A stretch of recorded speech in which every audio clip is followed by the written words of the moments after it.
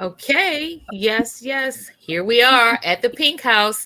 This is our first 2023 Pink Conversation, and it is with the entrepreneur extraordinaire that I know in my life, and that's none other than Miss Tara Fanchon Bradley. And I'm so excited for this conversation. I've been trying to talk to Tara for over a year. And now we are finally at that point, and she has a lot to share with us about being an entrepreneur and the direction and trajectory that her star is rising in. So I'm going to let Tara introduce herself to you, and we're going to get started. Tara, tell the Pink House a little bit about yourself. Okay, well, Lynette, thanks again for having me. I know it's taken a while for us to connect, but I'm glad we are here at the new year. So, like Lynette said, my name is Tara Fanchon Bradley, and I am a wife and a mother of two sons. Currently, I work in corporate America, and I've been an entrepreneur in different things that I've kind of tried out here and there, but for the first time, I am opening up my own brick and mortar business. So I'm very excited. And those two things have been my baby. Corporate America, I've just got promoted. So I'm in a new leadership role and also with my new baby, my business. And so that is primarily my life right now. So before we get to where you are right now, take us back to your early journey as an entrepreneur. When did you first, besides working in corporate America, dip your toe into the entrepreneur pool? I tell you, I probably the first time was I started my own gift basket making business. Oh, now I didn't know that. That's something new. Okay. That's a fun fact about me. And I bought a book.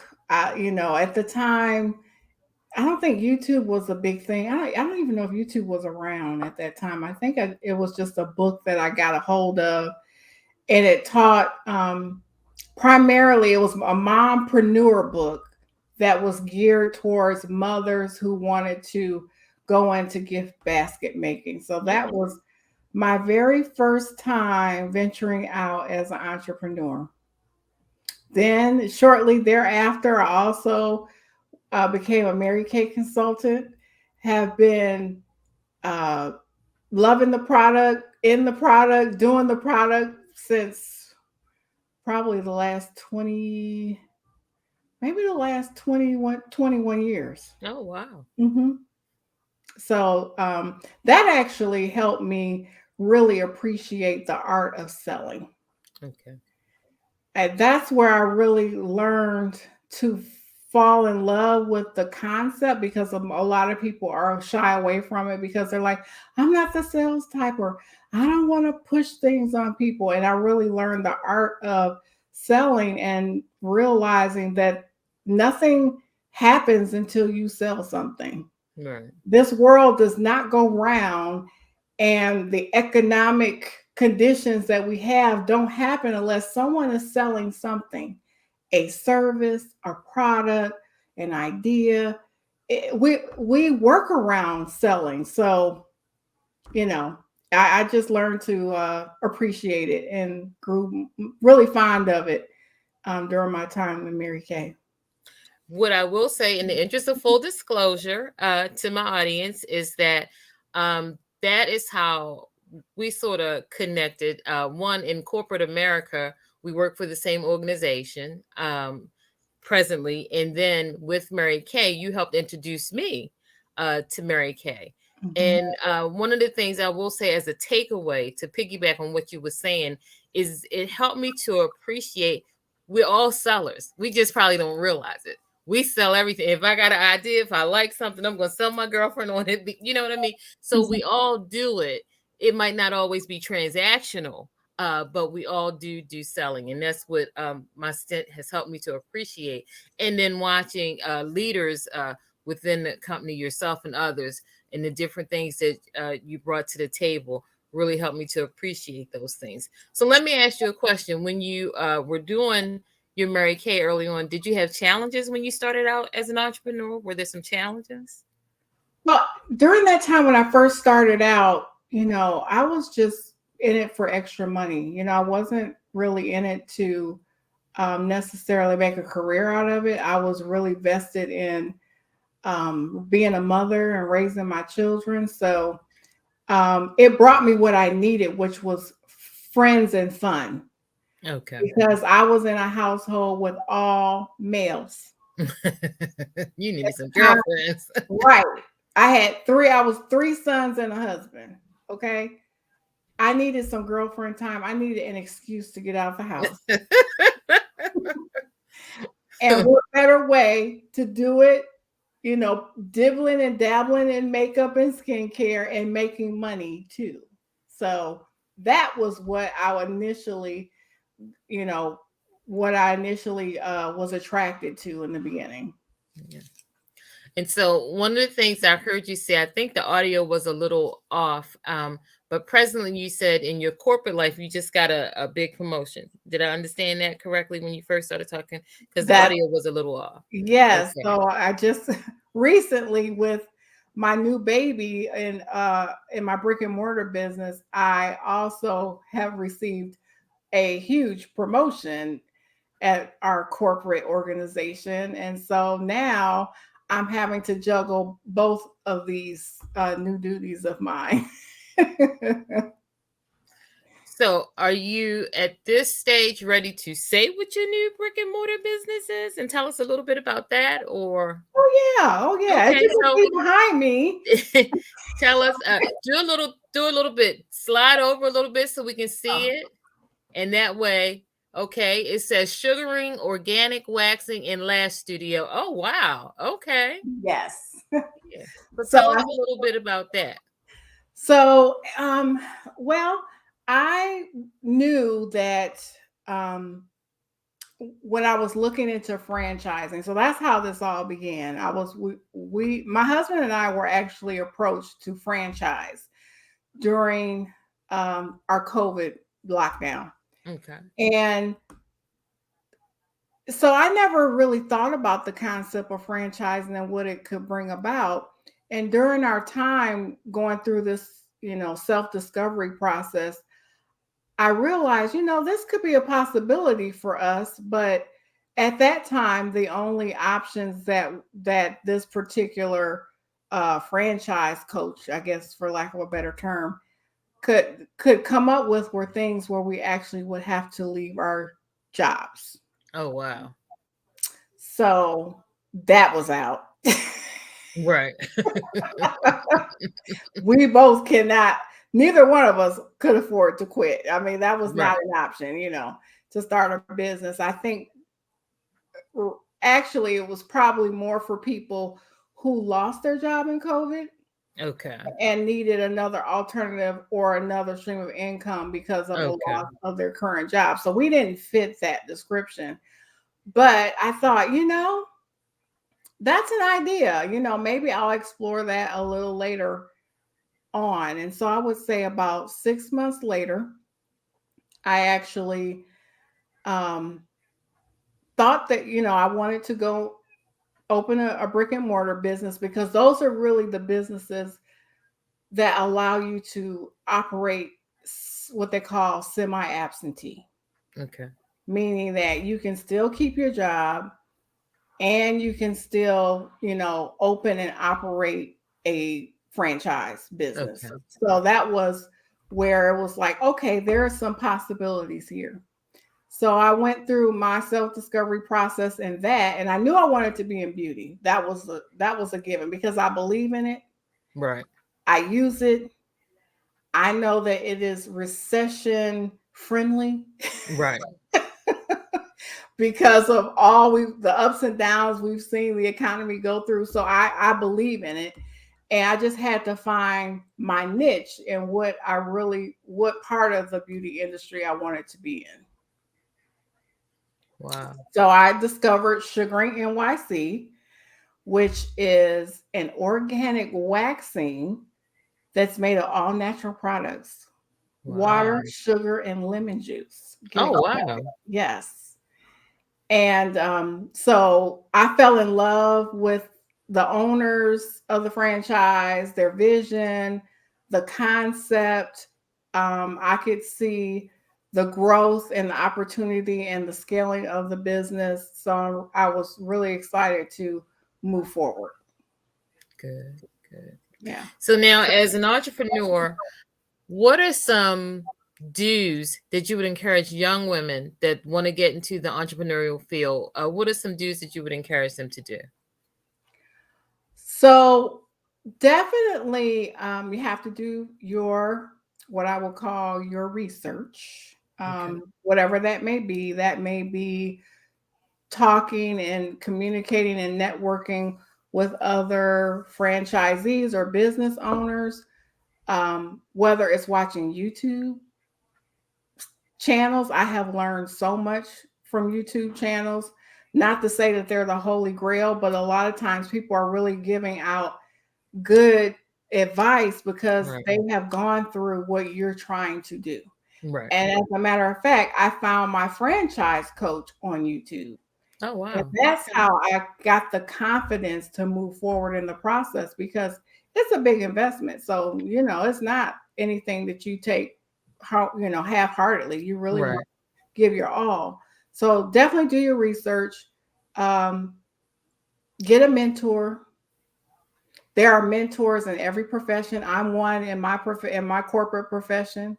I'm hoping that now that I'm going through this journey, that I can then share and mentor others in what, being a business owner as well. Mhm. So, so that those two things are definitely top.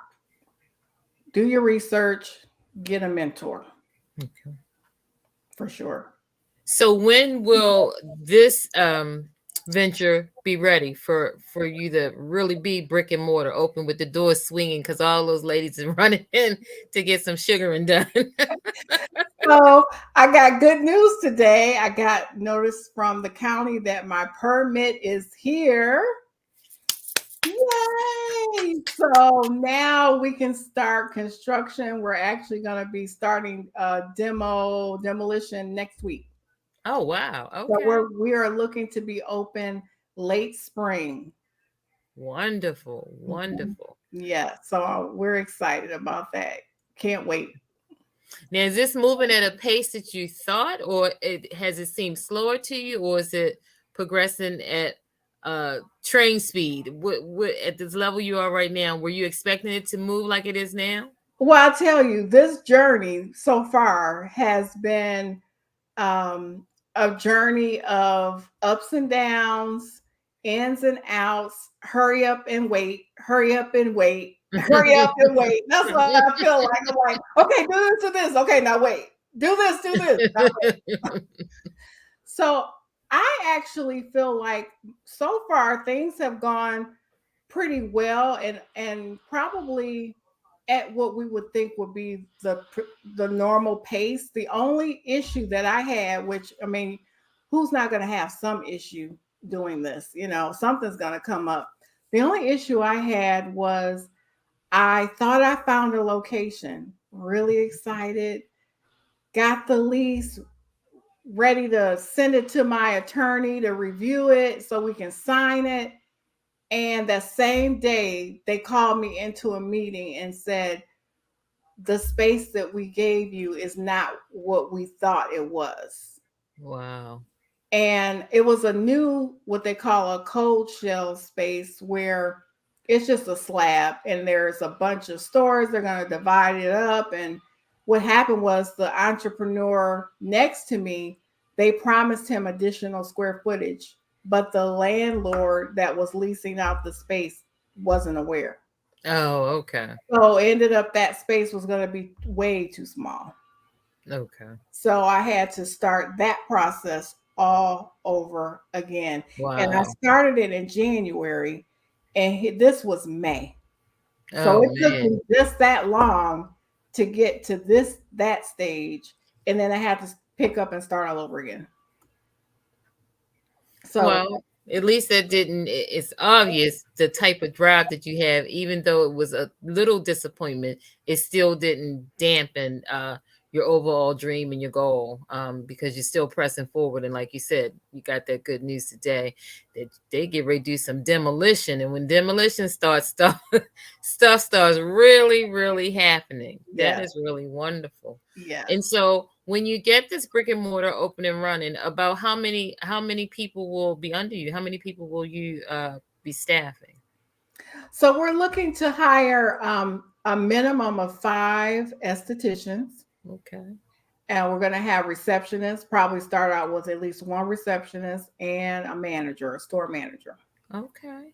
Yeah. Wow. I mean, this is really the big leagues. It makes me think, I'm telling you, listening, it makes me think of a mentor that we both have, Gloria Mayfield Banks, and she always talked about dreaming big. And so this is like a really big, Big, big, yeah. big dream. Yeah. Yeah. And so it's wonderful to see it come into fruition. But just like you gave some dues for also young women starting out wanting to be entrepreneurs, what are some don'ts that you would advise them so that that could help maybe help them navigate a little easier? What are some don'ts in this entrepreneurial path, since you've been at it for a while with different ventures? What are some of the things that you would suggest they don't do? Don't fall in love with your passion, Okay. because passion doesn't equal dollars and cents, so to Okay. speak. Your Okay. passion doesn't necessarily equate to what could be a good business opportunity. Now, I'm Okay. not saying you can't take your passion and create something that could be profitable, but going into it, don't be closed minded to other options, because I went into my self discovery process with the franchising and thought I was leaning towards one type of franchise and ended up doing a totally different one. Okay. Yeah. So definitely, just be open minded to the possibilities that are out there, because there's so much out there. People just aren't aware. You really have to connect with the right people. Once again, the mentoring and Hmm.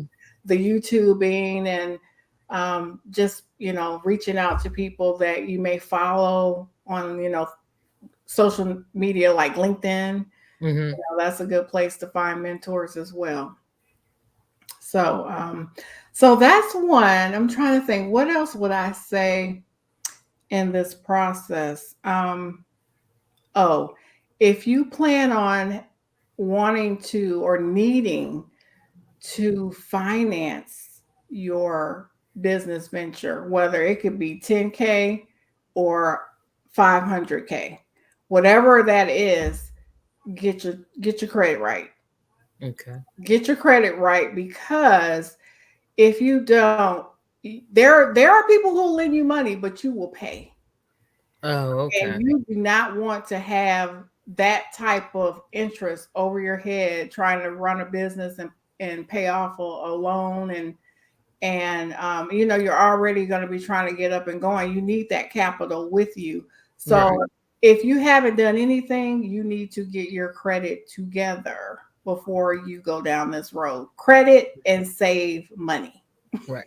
And so that's what I was getting ready to say. And you sort of uh, touched on it at the end. And so that would be actually a first step, even before you get to identifying what you want to do. If you know you want to be an entrepreneur, one of those first steps would be, I would imagine, to get your credit together and start saving. Because, like you said, going down the road, whatever you choose, you're going to need that money. So that's definitely, especially for young people, maybe coming out of college, or maybe again working in corporate, but they're young and they may feel like, okay, I don't always want to be in corporate America. I want to do something different.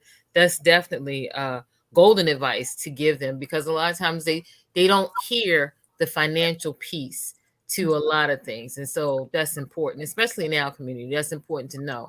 You want to make sure your credit is as good as it can be and have your finances together. Right. And you can do that self discovery process, the mentoring, and in tandem, but Right. you may not be able to pull the trigger right away. But once you find what it is you want, what better, you know, what's the word I'm looking for? What better way of, wanting to go ahead and make it happen motivation. What better motivation Right. do you need than, oh, I found it. I know what I want.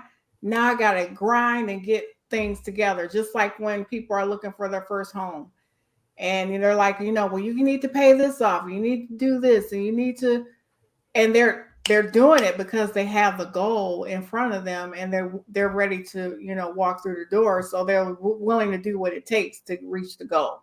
So, you can do it in tandem, but do not get tricked into doing those, what they call them, hard loan lenders, or Okay. don't get into that. It's not worth it. Just do what you need to do. I think for like a SBA loan, I think you need like a 650, I think it is. Okay. Yeah, I think it's a 650, which is still, so it doesn't have to be perfect. Right. But you definitely do not want to deal with those hard money lenders. Right. I know I've heard of people being in loans at 20 and 30 and 40% interest. Crazy. Ooh. Yeah. Ooh. Yeah. Yeah, because they definitely taking advantage. Oh yeah, because they know you have a dream, and when you're going into it like that, you're thinking, I can make this money back. I know I can get it real quick and just pay it off and don't worry about it. Well, it don't always work that way. It doesn't end up being the way you envision it, and so now you're stuck trying to keep up, or now you got the business. You realize that there's lower interest rates, but it requires you to have a better score. So now you're in the business trying to get your credit together. Not fun. Yeah. So let me ask you a question as a woman in business. I know we've heard like a lot of the same speakers over the last few years give talks or whatever. And one of the things that has always stood out in my mind, especially as a woman, is that not necessarily that the person has to have the same views, but you want to be able to have a supportive network. In your different ventures, have you felt at times maybe that you didn't always have that support and it made it more of a struggle to keep going forward? And if so, what did you do to help get past that? Well, one of the things I've learned early on, and as I've gotten wiser and older, is you can't share your dream with everybody. There you go. Exactly. You cannot, because they will deflate you, disappoint you, and discourage you. You can't share it with everyone.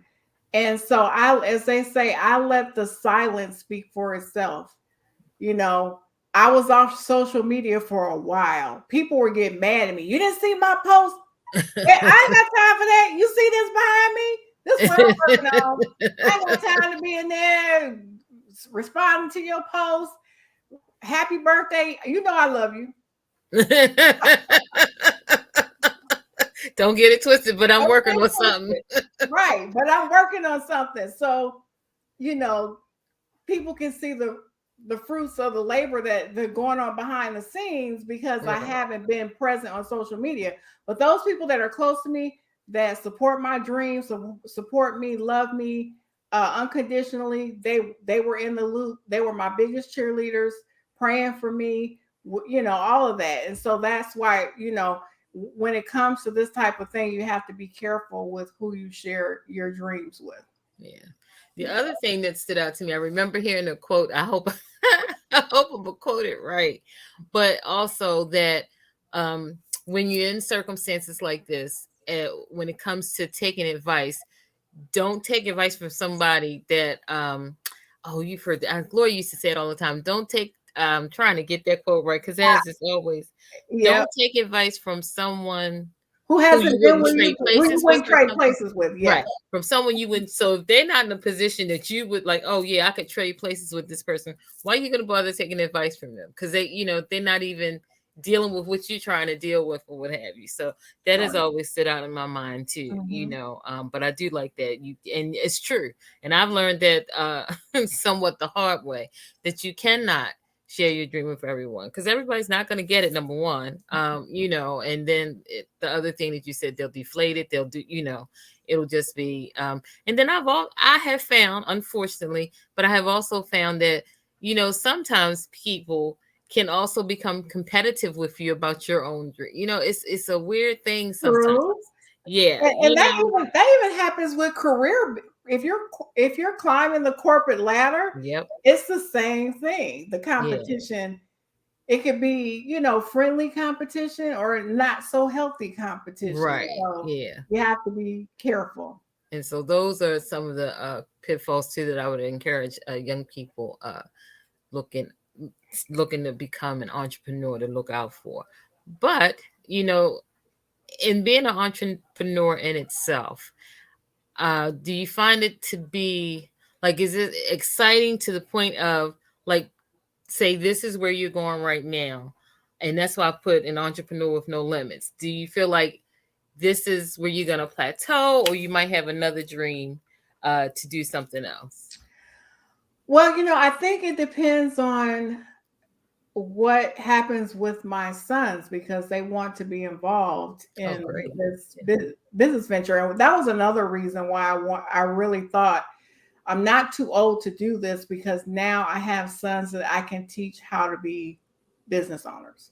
Yeah. So that's one of my motivations as well because one of the things I'm learning as I'm getting older, working in corporate America, is tomorrow could look different at any given moment. We've heard about it. We're just fortunate enough, Lynette, that we work in an industry where we haven't experienced that as much, but it is happening where people are getting laid off. I cannot afford to go back to school and get another degree and another Right. career. This is it for me. So I wanted to create opportunity for me to have options.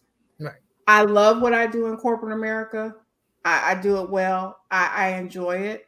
But I don't ever want to have the weight of you will never be able to make the money you're making unless you stay in this field until you retire. And if something happens where I can't stay in the field or I get let go or laid off, I don't want to not have any other options. Right. So I'm creating my own plan B and in the process teaching my sons how to have their own plan A. Yeah. So Which is, and it makes me think too, because you hear about the term generational wealth, creating this. And so it helps me to be able to see, like you said, you're starting or laying the foundation to help your sons to be able to become business owners. And it could very well be that maybe this is something that will be passed on generation, you know what I mean? Depending on how successful it does and how they become. Because, I think I've seen different career women that, okay, they started this business, this was so great, and they left the legacy of it to their kids, and now they've gone on and started another. But you know what I mean, and you see that, and you very well could be the next Maven. I very well you, could you know what be. I'm saying, and Yeah. yeah, so And it's I a good welcome thing. it. Yeah, I Hmm. welcome it. And this business or the type of business I chose was more one. It was for me because I love the beauty industry and I believe in it. And but what I found in getting into this franchise is that there are just probably more men than women who own this franchise. Isn't So, that interesting? yes, what you'll find is either men or men and women that own Hmm. it together. So, people have this misconception that, in order to be a business owner, you have to own a business that's geared towards a guy if you're a guy. No, there are plenty No. of men who are doing this. So my sons are excited about learning Yeah, about because when you think about it, just look at another industry that relies on beauty too. But look at the fashion industry. Look at how many of those fashion houses men own. You Mhm. know what I mean? Absolutely. Yeah, Yeah. because when Coco Chanel came on the scene, it was like, unheard of. She was groundbreaking for a woman to charge forward into that industry. So yeah, you're absolutely correct. Yeah. Yeah. And look at then when you think about even most people associate cooking with women because mom's in the home, but your most famous chefs are men. Our men. Yeah, Yeah. and Yeah. so I'm excited for your sons. It's an exciting time for your family to be gearing up to the next phase, and so that is very, very exciting. So I'm not going to keep you long. This has been enjoyable, eye-opening for me. Some things I learned about you that I didn't know. That you were a gift basket maker, but now it helps me to appreciate when I look back at some of the displays and different things that you've made. I see that now. It's still carried over into some of the other things that you did, and Mhm. now I can see why. But yep. And so all of those things will carry over into this business, and I think you're perfect for it because, like you said, you just have had a love affair with beauty for a long time. Even you know, can I say MUA? Yeah. So even Yeah, yeah, because I went up to makeup artistry school, yeah. got certified in makeup artistry, so I knew how to do makeup on myself, but I wanted to learn how to do it on other people. So Yeah. yeah. So, and so yeah, you have had a long joint venture with beauty, and your skin tells it. Your skin is beautiful. Looking at you, you're beautiful. And so we can see that those lessons you've learned and applied, we see why you're now still delving even deeper into the beauty industry. And so it's something exciting to look forward to. I cannot wait to see um, sugaring. Give me the whole name again, because I can only see part of it behind you. So it's sugaring, excuse me, it's sugaring NYC, as in New York City. Okay. It's organic waxing and eyelash studio, and you can follow us on Instagram at Okay. sugaring.maryland. Sugaring dot Maryland. Okay. All right, Pink House, you guys hear that? We can be at the beginning of this up and coming successful Sugaring NYC franchise, run by, owned and managed by Miss Tara Fanchon Bradley. We're looking forward to it. So we'll have some place to go for a grand opening in the spring. And so where are your locations going to be, Tara? Where are you going to be at? So I'm located off of Route 3 in Crofton. Okay, in Crawford. Actually, the name of the city is Gambrills, Maryland, Gambles. but Hmm. it's Yep. Crofton, and we're in the strip mall called Crofton Station, where the Krispy Kreme is. Everyone knows where that is. Give them a landmark they recognize. Okay. I said, do you know where the Krispy Kreme is? Oh yeah, I know Well, I'm right there. That's exciting. That's exciting. Well, I want to thank you for sharing your time, your experience with us. I so appreciate it. You're one of my mentors, and so this was a great conversation to share with the Pink House because we have conversations like this all the time. So it's always a benefit to me, and so now some of the ladies out there in the audience can benefit too. Because what I have found since COVID, since the pandemic, there just more and more people are, like you said, doing that plan B, trying to figure out what their next is, because of the uncertainty that so many people's jobs pushed out. Because even with me, I was furloughed for a bit when that's the right. pandemic, I mean, when COVID first hit the first time. And so, yeah, so it definitely made me think, okay, I got to have a plan B. So, yeah. And this is exciting, being able to craft and create a dream that you and your family can now see come to fruition. And I just can't wait. I cannot wait. So we want to thank you for joining us. And so is there any last minute entrepreneurial advice you'd like to share before we end this discussion? Well, Lynette, I just want to say to you that I thank you for staying connected through, all everything that's been going on. You have been faithful, so I appreciate you and all your support. Thank you. And I'm so proud of your channel and what Oh, you're thank doing you. for the ladies and the young women out here. I really, really am very proud of you. And so thank you for being one of my biggest cheerleaders. I Oh, appreciate you. Mwah. you're welcome, my darling. Love you. I do. And so we're gonna sign off tonight at the Pink House. We really appreciated this conversation and can't wait for it to air this Friday at 7 p.m.